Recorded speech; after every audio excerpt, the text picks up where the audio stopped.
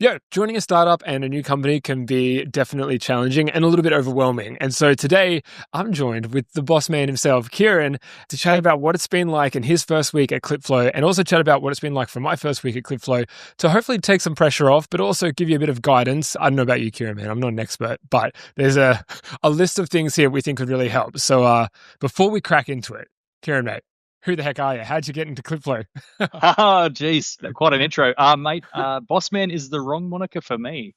Yeah, so I'm a dev, the first dev that have started this company, and both you and I are starting 1 week apart. So coming up with some ideas about how we survive the first week, like how do we create value, has played on my mind, and I know it's played on your mind as well. So coming together and chatting about it is pretty important to me. A lot of my experience comes from technical, how to create value in that space and how to be useful quickly. You bring knowledge with you, but a lot of the business knowledge is baked in and you have to learn it. Totally, man. And I think Yeah. Clipflow, oh gosh, I wish we got to get it printed out somewhere about how many days it's been since it had its first push. So I think it was 400 and something days. So even though it's a new thing and we are the first 2 employees technically, it's been around long enough to have enough to actually think about how do I step into it, right? Which is super interesting. Mate, one of the metrics we should follow is how many days since we last broke it. Dude, 30 minutes. Yeah, that's right. That's right. Yeah, I was a high school teacher before this. Just wanted to change Wait. mate. For real? Yeah. How long were you teaching for? Yeah, 10 years, mate. Are you serious, dude? Teacher. Yeah, this is your renaissance. What's the next year? The midlife crisis, we'll call that. Yeah, that's what it is. Huge, bro. Why dev? Why coding? I wanted location independence, love solving problems. And it's a new language. It's just so much depth and so much learning to do. It changes all the time as well. Never bored, man. So it's great fun. You? It's awesome, dude. Yeah, so I got into content. I've been making videos since I was 11 or 12. I was watching YouTube videos, and a week after watching my first YouTube video, which would have been only a year or 2 after YouTube came out, I was like, I'm going to try that. And I'm still trying. So all these years later, 18 years or something. But it's interesting, dude. I've always had kind of auxiliary interest in coding and just mainly websites. I have HTML. But I think it's way more creative than people give devs credit for because, like you said, it's problem solving on scale. And so I find this is why part of the reason I joined Clipflow is just to be around guys doing that, building a product. My knowledge is so limited in it. But I'm if I can bring my content knowledge and I can learn something from you guys, it's a win-win. So, mate, I wouldn't say your knowledge is limited. If you can make, Minecraft work on Mac, that was wild. Bro, some of those things... In case you're wondering, go check it out. Oh, dude. Right there. Some of the weird, coding stuff, I couldn't tell you how I solved it, just brute forcing. I'm maybe if that's what it's like, maybe I'd survive. I don't know, man. I don't know. Yeah. First week, man, honestly, I'm not going to lie, dude. I was coming from agency world where I was running my own agency, had a team of 8, 9 people. It was definitely a shock to the system, and not in a bad way, but just after 5, I don't know if you know this, bro. This is my first full-time job. So working with these guys is my first real job, which is hilarious that a startup is a first real job. And so I've just always been running my own thing. And so I definitely came in ooh, how's this going to be? But dude, love the guys we're working with, love the mission, love the vision. So the first week was just cool, send it, let's go. Yeah, there's some things we're going to touch base on that I definitely felt. But all in all, man, good first week. I mean, you're coming to the end of yours. How's it been? So yeah, startup mentality in your blood, my friends. I came just from a large corporate, and I was having a bit of time off actually between jobs, which ended up being a whole 1 week, which was wild before I picked up. Oh mate, the opportunity was too good, so it had to be done. But yeah, coming in straight up, and working at pace, large corporate is slow. It's a slow moving beast. So there's meetings on meetings. There's meetings to have meetings. It's so annoying. Yeah. And then coming into this culture and it's all right, straight up, day one, it was punching out tickets. It was learning the context of the business and just soaking in as much as possible, which can be overwhelming, but just understanding that it's just reps, isn't it? It's just reps. You do it. You're going to suck at it at the start, and then the next one you're going to suck at it less, and then you're going to find your feet, and you're going to if you hit some of the points that I think are important, which we're going to talk about, you're going to like slide right into your team, and it's going to be smooth sailing after that, and you'll be adding value in no time. 100%, dude. Well, dude, Yeah. take us to the first one, bro, because I think this is a solid one and probably something that's fresh on your mind. Yeah, so learning on the run, mate, Yeah. that is poignant. So like just coming in, and you need to be productive at the start, but you also got to be like learning as much Yeah. as you can. Essentially, you're not going to be giving value to the business. You're going to be taking from the business at the start. Like you're taking a paycheck, you're slowing other people down. So what are you doing to then become valuable? And that's like learning as fast as you can. 100%. Yeah. 100%, man. It's the whole being okay with, okay, this is my set of knowledge and skill set. I need to apply that. And the actual application process could take me 2 weeks. And that's okay. But just how can I get there as soon as possible? And I found for myself in the first week, it was like a lot of the things I was learning on the run was more to do with how we operate as a business and how we, even what our values are, all that kind of stuff, which we'll get to in a second, but really having to get up to speed on that stuff and going, okay, cool. And then going, it's probably going to change. And I think that's part of the appeal. I mean, if you're joining a startup for the first time, I'm saying it like I've been in the game for a long time. It's my first time. But I think half the appeal is that you can move quicker on a lot of the things that usually do take a long time. Maybe it's, hey, who's our target audience?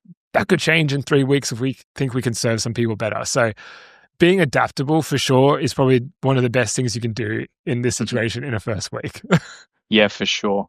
So like what are some tips you reckon that someone out there who's in their first week like overcome with the whole new context of living and like trying to adapt to people who've been doing it for years and years? Like how do they come up to speed? Embracing that it's okay that I don't know yet. That really is probably one of the biggest ones, even before you wrote it down. You know, like I'm a hype man by trade. I love getting excited about stuff. We're going here, we're doing that. I mean, it's part of running a team, but it's also to be like, it's okay that I don't know how we're going to do that yet. And we just need to lock down and keep working. So I think that was a big one for me. Rather than trying to get stuck, you know? Yeah, for me, it's very much like, don't try and remember everything. Like, don't try and memorize. Okay, try and navigate. Try and like figure out the structure of how it is before you remember what it is. And that way, when you inevitably forget it, you can find your way back to that spot. So for coding, for me, it's very poignant to know like the patterns in the architecture and where things go instead of like what is that thing? Because I'm in a day I'll be given 100, 200 of those random points, which I have to try and remember. But no, finding my way back there once I need to find it is more important. So that's probably the context over like the knowing of each individual thing is probably where it's at. It's good, man. It kind of reminds me, I love watching movies. I don't know if you're a movie kind of guy or even, what do you got? What do you got? What are you rocking? You see the old school oh, tape. Let's go, dude. Yeah, mate. What's your favorite movie? My first job was a video store, Civic Video for those Australians out there. Shout out. Dude. It's like a Video Easy type thing for Blockbuster, friends. Mate. Blockbuster, that's it, yeah. Dude, that's crazy, man. Well, so, I mean, look, I'm a sucker for Christopher Nolan movies, I think, along with the rest of the world and guys my age. But the thing I always try and do when I see one of his movies is I typically go, cool, how did he write this? Because as a content guy, I'm like, okay, how did he take people on that journey? How'd they get there? What are the details of it? And I think the problem is when you try and do that too early on in the process, you miss the big picture of what actually makes this thing sick. And I think, I know that's kind of an obscure metaphor, but I feel like when you are starting up with the team, it's like, what makes this team awesome? Like, what makes this product awesome? It's okay to be broad stroke because you're going to go deep and pretty quick. You just don't want to miss the good stuff where you're like, oh, this is sick because X. Instead, you're just looking at the detailed stuff and stressing out. So, you know what I mean? Like, you might as well enjoy that first few days and go, cool, big picture. What's awesome about this? How can I help? How can I add to it? Which leads us to our next point, which is fitting into culture and fitting into the culture. So, that's mate, a big one.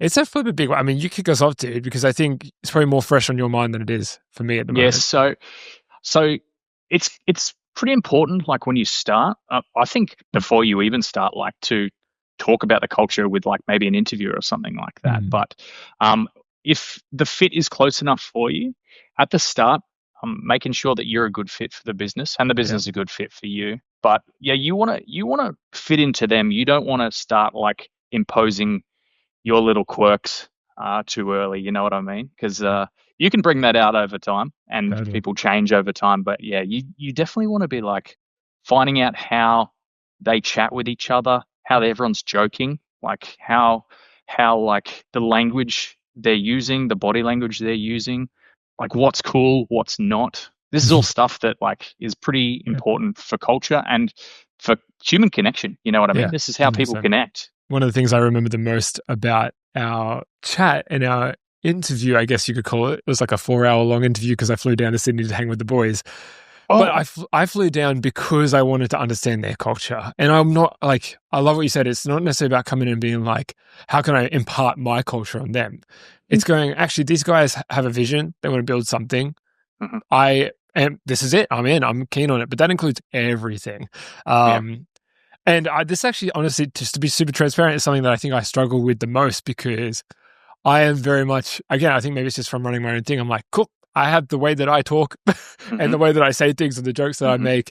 And it's not that I had to change myself, but I just had to be more intentional. I think that's the thing, right? You know, after 3 years of working with each other, you understand each other deeply. We say something to each other, and it's like, you know, we're on the same page. Yeah. And that's honestly what it feels like when we talk about fitting into culture. And you put down some great thoughts on this, where it's like even things like mirroring tone and comm style, like that's not about not being yourself. That's about going to something about the way they say it. They obviously enjoy it. So like we can Mm-hmm. go back a really trivial example, but this is stuff that I love because I actually think it applies to content as well, is Hmm. that Ken always says epic. And so I always say epic. Hmm. I, and Yeah. I, I, I'm not doing it on purpose. It's just that, oh yeah, I love when Ken says that because it gets him hyped. I get hyped. I'm going to say it, you know? Yeah. Yeah. You're right. It's not overcalculated necessarily, but it isn't. It's also still like something you just want to be aware of. Yeah, I think it's pretty important to do some mirroring at the start, and like fitting into the team because things move smoother for you. Teams are more cohesive that way. So, Yeah. yeah, like you said, not imposing your will. If it's a strong will, if you are a strong willed human, Yeah. it's taking a step back and probably like listening more than It's a speaking good at one. the start, maybe. No, it's a great one, dude. Yeah. How did you go with that? I feel like that would have been a lot for you this week because you're just trying to take in all the knowledge, right? Oh, it's easy if you're trying to take in all the knowledge, like Right. especially if your counterpart's moving a mile a minute, Yeah. because startups move quickly. So it's not necessarily listening; it's just absorbing. Like you're trying to Yeah. absorb, yeah. And also like for for for like if you are coming into a new company, possibly you are going to be working with more senior people than yourself. Yeah. So like absorbing their knowledge as quick as possible. So there's not a whole lot of value that I'm going to be given to the team except for my willingness to learn and get up to speed. That's probably where you're going to show the most value, you know? And dude, even just to quickly add to that, I think, and maybe this is just me loving the cliche and the Disney feel of stuff, but What but I I've do, got. you know, I love it, you know. But I think ultimately, end of the day, even the guys at the top, the most senior guys, the guys that really crush it are the ones who still think that. You know what I mean? Like when we chat to Ken and Daryl, like the thing that gets me amped about what they're doing is they still believe there's so much that they can learn, not Oh yeah. necessarily from me, but just like in general. And that encourages me to be like, well, dude, I look up to you guys. So that means I need to double down on making sure I can learn and just listen and add value. So I definitely felt the pressure first week, self-imposed. The boys did not do it to just deliver. And but I actually got to my second week and I was like, wait, what am I trying to deliver? And that became a roadblock that seems kind of unnecessary. And so tell me how you managed that this week, man, because I know that when you dive in, you just want to add value, you just want to help, you just want to be the guy that's not, you don't want to get in the way, but you also want to make sure you're valued in the team, right? Yeah. I think this is a trap that lots of people get caught in, and this is also from me as well. Much like wanting to create value for the team, you want to bust out work straight away. You want to Yeah. show that you are a productive member of the team. But Yeah. when they hire you, they know that you're not going to be that productive at the start. But the best thing that you can do is like get up to speed as quick as possible. So actually, I fall into that trap as well today. This week, I was just trying to bust out tickets as quick as possible. But the guys actually sat down with me, and I think they sat down with you and gave us a 90-day plan, and none of that had to do with like amounts of things. Like it didn't for me. It was like Yes. learn this No, and no, no. Same. like like it's more like become one with the business or be the Yes. business rather than like Carry make the the business business. grow straight away. Yeah. Yeah. So Yeah. it's quite funny. I think we're both struggled with that because I think I'm failing at that one as well. My my self worth is like Oh, how much did I pump out this oh, week? bro. Yeah, Hey, we did. Yep. hits hits the ego. I literally sent a picture to the guys in the chat, and we'll throw it up in the edit here around focus. And I sent to them and said, look, I've realized that I've actually not been focusing on the things I need to focus on, which is becoming the communicator and focusing my energy on a single thing rather than all of these things. And it was 100% an ego thing. I was like, want to impress the boys, want to make sure they know I'm good, don't want to let them down. They're taking a risk with me. I'm taking a risk with them. Let's make this marriage good. Like that's essentially what it is, right? Oh, yeah. And if you're not alone, dude, and it's very easy those first few weeks to be like, I want to over deliver, and it's a pretty admirable thing, I think. But if you were doing that at the expense of quality, because that's what I realized I was doing, is I was over delivering all these different things, the podcast, newsletter, but then the things that actually I got hired for were like missing in focus. So, yeah, I mean, we all want to be the superstar, don't we? At the start, we want to be. We want them. We want our employers to be like, man, didn't we find the diamond in the rough or something like that? But in all honesty, like the best you can do is get up to speed as quick as possible, and that's just soaking in as much as possible. You know what I mean? Instead of trying to be the guy day one, it's like, hey, I know that like you can rely on me. Being reliable is definitely, and so much more important. 100%. Even as a team, I'm like, oh sweet, yeah, I know I can like always reach out to Daryl. It's a simple thing, but I can rely on him for certain things as I need. When someone is hired in a team, they're there to fill a problem, and most of the time, the problem is the person who hired you, especially in a startup, doesn't have time to do that themselves. Yeah, so true. You know what I mean? So do that. Do the thing that they hired you for. You don't need to be God mode in first week. Yeah. That comes second week. 100%. Well, yeah, that's right. That's no, 100%, man. It's so easy to want to dive in and be like, I'm going to be the innovator. And it's like, that's not the hiring role. And it can become that. There's nothing wrong with dreaming big on that stuff, but 100% right, man. And so, updating a doc, stuff like that, basic stuff like that, over communicating where you're at. That was a big one for me. I'm so used to that kind of, okay, it's ticked in my head, but it's like, oh, wait a second, no, these guys need to know that, we're posting videos and they're working. Like I need to make sure they know, right? Yeah, just small stuff at the start. Like, example being when I started getting my machine, like with all the latest tech that's required for this project, it's like documenting that along the way. So other people that come after me can work at speed faster, and the business in turn later on grows because the people that come after me move faster. So it's just little things at the start, and 100%, man. It's different. It's different context for each new starter. What's important for the business at that moment. 100%, man. That stuff links, man. That stuff links. What's up next? You take us there. Yes, imposter syndrome. Let's talk about that. Yes, dude. That seems to be something that, like, because you don't want to talk about it, do you? Because that what if someone agreed with you? What if someone said, actually, how did you get here? Yes. But most of the time you were chosen for this role. So you add value and you're meant to be there.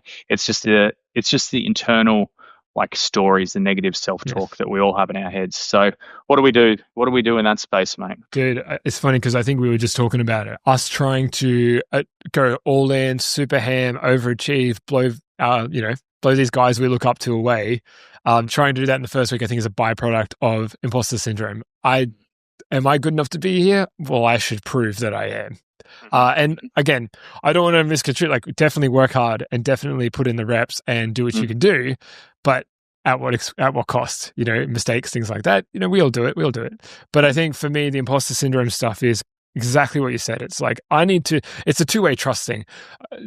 Ken talks about this all the time, so did Daryl actually when we caught up, and it's just that it is a marriage, it's a relationship, especially at this stage of business. There's no systems in place to create a buffer between the guys who have the most skin in the game, which is Daryl and Ken, co-founders, right? And then us who have a lot of skin in the game too, but we want to serve and we want to help. And so there's no buffers between that. And so really the relationship side of stuff is highly, highly important. And again, I don't want to make it sound like you sit there and you calculate, how do I have a good relationship with my bosses? But I think trusting them, that exactly what you said, that they've hired you for a purpose, took a lot of weight off my shoulders. And then as the work started to get done, you're like, oh yeah, that's what they've hired me for. All right, how can I do that better? Rather than, am I good enough to do it?